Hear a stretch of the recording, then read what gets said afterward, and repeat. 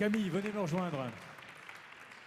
S'il vous plaît, Camille Despointes. Alors vous avez inventé, je le disais, un concept très très sympathique. Viens jouer à la maison avec un nom extra, qui sont des ateliers ludo-éducatifs pour les tout petits, avec plus un point de vente de boutique, etc. Allez, on vous écoute. Racontez-nous un peu ce qu'est ce concept. Vous êtes vous-même une maman, vous êtes 3 enfants, c'est ça? Exactement. Voilà, Moi, parlez bien dans le micro, voilà, bien exactement. droit. Voilà. Moi, je suis la maman des POC, Pénélope, Octave et Célimène, et je vais récupérer la petite télécommande. C'est très chic. La petite télécommande, elle est sur la table, voilà. Super. Allez, allons-y donc sur votre concept. Viens jouer à la maison, le concept pour les familles d'aujourd'hui, c'est ce que vous m'aviez dit quand je vous avais appelé au téléphone pour qu'on en parle un peu. Ouais, alors moi j'ai monté Viens jouer à la maison en 2008 à Agnières-sur-Seine. C'est le bouton de droite. Hein. Celui-là, voilà. J'ai monté Viens jouer à la maison en 2008 à Agnières-sur-Seine. Pourquoi? Parce que j'ai en effet 3 enfants et j'avais envie d'imaginer un espace pour les familles d'aujourd'hui, avec des mamans qui travaillent, pas beaucoup de temps, pas forcément beaucoup de place en crèche.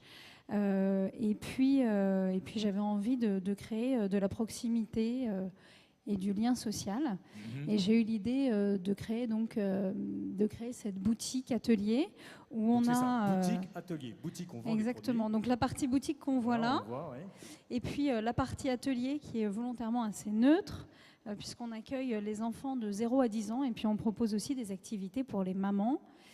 Donc une partie, alors attendez, je vais revenir. Voilà, une partie boutique, une partie accueil où on a du mobilier pour ranger ses chaussures. Là, on ne voit pas, mais où on propose un thé, du café pour que les mamans puissent discuter le temps que les enfants fassent des ateliers.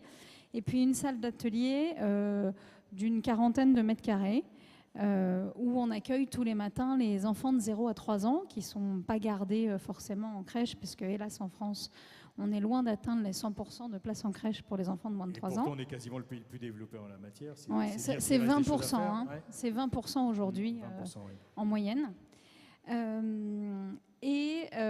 Du coup, on accueille tous les matins les 0-3 ans. Après l'école, on accueille les 3-5 ans et les 6-10 ans. On fait des ateliers ludo-éducatifs. C'est vraiment notre fer de lance, de se dire que non seulement on garde les enfants, mais quand ils viennent faire des activités chez nous, on leur propose des activités de qualité. On a à la tête de pont une direction pédagogique qui écrit tous les contenus de chacun des ateliers. On fait du cirque, on fait du théâtre, on fait de l'anglais, on fait de l'expression corporelle, on fait de la gym, on fait des ateliers de préscolarisation. Donc on a une 40aine d'activités. On fait aussi des goûters d'anniversaire et pendant les vacances scolaires, on fait des stages. Voilà. Alors ça, c'est vraiment presque là aussi un peu à l'anglo-saxonne. Ce sont des choses qui ne disent pas tellement en France, l'épanouissement des enfants à travers tous ces... Nous, c'est vraiment l'éducation nationale très, très rigidifiée, la même pour tout le monde, etc. Les anglo-saxons, c'est beaucoup plus décontracté à ce niveau-là. Et c'est ça aussi que vous avez senti peut-être dans l'air du temps, c'est qu'avec les familles recomposées, aujourd'hui les choses changent, les goûts changent, chacun a ses centres d'intérêt, etc. Et puis ben voilà, on essaie d'être plus décontracté et d'être dans l'épanouissement, l'épanouissement de l'enfant. Je pense que oui, et puis je pense que c'est un petit peu comme ce que disait Alexis. Aujourd'hui, il y a des activités qui sont proposées par les mairies.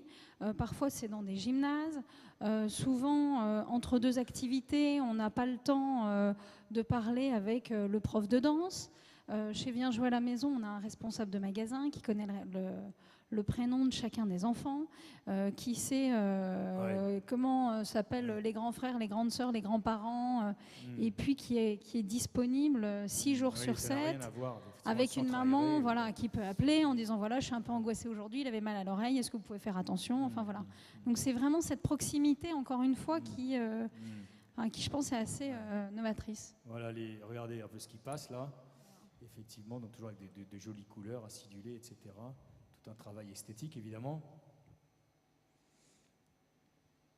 Voilà, les gamins, ils ont l'air... C'est les miens. Oh là là, facile. Ils ont l'air épanouis, je peux vous dire. Bon, alors, alors, qu'est-ce qu'on peut en dire?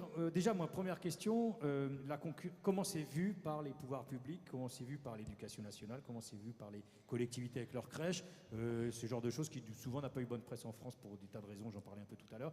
Est-ce qu'aujourd'hui, on peut vous mettre des bâtons dans les roues? Je ne sais pas. Comment c'est perçu? Est-ce que ça a un rapport avec votre développement, quoi? Écoutez, plutôt très bien. Aujourd'hui, on on a des Parlez bien dans le magasins. micro, Ouais, parlez ouais, pardon. le micro droit, voilà. Aujourd'hui, on a un magasin à Agnières-sur-Seine, on en a un à Saint-Germain-en-Laye, on en a un à Nantes, à Montpellier, on en a 2 dans Paris et on en a 2 autres dans le 92, à Levallois et à Boulogne. J'ai plutôt envie de dire qu'on est plutôt très très bien accueillis par les mairies parce qu'elles savent qu'aujourd'hui, de toute façon, elles ne peuvent pas. On est vraiment une offre complémentaire. Ouais, je comprends. Donc on est plutôt très bien accueillis. Les responsables de crèche donnent plutôt nos flyers. On est plutôt, vraiment, on a un très bon accueil. Ah, tant mieux. Alors, ça vaut assez cher quand même, j'imagine, parce que c'est payant, bien évidemment. Et il faut payer les moniteurs, il faut payer toutes les activités, etc. C'est quand même plus cher qu'effectivement de laisser son enfant dans une autre structure ou avec une nounou, peut-être, je ne sais pas, ou peut-être moins cher qu'une nounou quand même. C'est plus cher que la crèche, ça c'est évident. En même temps, nous, on n'est pas un mode de garde. Aujourd'hui, on est plutôt complémentaire. Donc, en tout cas, chez les 0-3 ans, l'idée, c'est de dire que les enfants qui sont gardés par leurs parents ou par une nounou viennent faire une activité chez nous, par exemple, de 45 minutes de gym le lundi matin entre 9h et 9h45. On est un peu plus cher que certaines associations. Ça dépend vraiment des villes.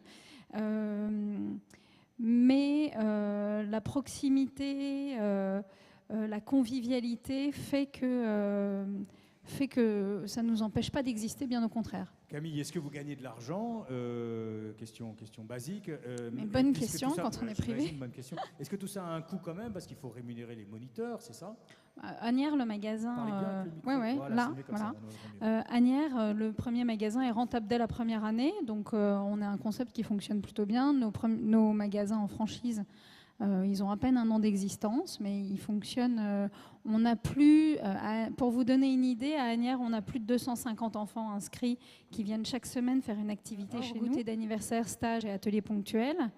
Et puis sur les magasins qui viennent d'ouvrir en franchise, on a plus de 100 enfants par centre. Donc oui, c'est une activité qui est rentable, alors, heureusement. La stratégie, c'est de se développer en franchise. Alors là aussi, même question qu'à Alexis. Le danger, c'est d'être copié par, je ne sais pas, ceux qui donnent des cours aujourd'hui, les académias, etc. Par exemple, je ne sais pas, ou d'autres. Oui, mais encore une fois, je pense qu'Alexis a raison. La concurrence, c'est bien. Ouais. Maintenant, ça crée un marché, exactement. Donc la concurrence, c'est plutôt bien. C'est le risque. En même temps, c'est pas toujours évident. Et si vous saviez le nombre de mamans qui se sont assises sur mes petits bancs en me disant oh, mais votre truc, c'est hyper simple. En fait, il suffisait de le faire. Pour l'avoir fait, je sais que c'est pas si simple. Oui, c'est tout un travail derrière. Bien voilà. Et puis toute une passion pour les enfants. Pour exactement. Donc je suis pas non plus très inquiète. Ouais. Alain, qu'est-ce que vous en pensez, Alain Boutini, sur ces deux concepts entre COS et alors j'allais dire ne le prenez pas mal, c'est quand même mais je pense qu'en fait ça peut ne pas être que ça. Ce sont un peu des concepts quand même pour clientèle favorisée, je mets des guillemets en quelque sorte. Et en même temps c'est très intéressant parce qu'il se passe plein de choses, il y a une espèce d'authenticité, je sais pas, le retour, c'est ce que vous nous disiez tout à l'heure, vers l'enfance, la nostalgie, etc. Ah, c'est très facile parce que ce sont 2 concepts à qui j'ai remis une enseigne d'or il y a 1 mois à Paris. Ouais. Donc c'est que j'en pense quand même beaucoup de bien et qu'avec moi, le jury de l'enseigne d'or, on a pensé beaucoup de bien. Sur le fait que ça s'adresse aux riches... Non, j'ai pas dit ça. Moi, je veux dire, Arnaud, j'ai rien contre les riches, franchement. Moi non plus. Les pauvres, il y a des tas de gens qui leur vendent des trucs, qui sont devenus très riches en vendant aux pauvres. Donc, moi, je pense que c'est pas une bonne séparation. Je pense qu'il y a des ménages qui peuvent donner un budget plus important en achetant peut-être moins de choses meilleures chez COS, en faisant une activité un peu intelligente chez Viens jouer à la maison. Voilà. Donc, je ne sais pas si il faut découper le commerce en commerce pour riches, commerce pour pauvres. Oui, je ne suis pas sûr même qu'il faille découper notre société en société pour riches et société pour pauvres. Bon, donc des projets de développement et donc ça pourrait faire un essaim en quelque sorte, je sais pas. Aujourd'hui, à terme, c'est ça, oui, c'est vraiment l'idée. Et puis c'est aussi donc on se développe en franchise sur toutes les grandes villes. Pour un franchisé 35 000 € de droits d'entrée. D'accord. Voilà. 35 000 € de droits d'entrée. Et après, un contrat de 7 ans. Les royalties. Voilà, 2% de pub. Et ensuite, à partir de l'année 2, 6% de redevance.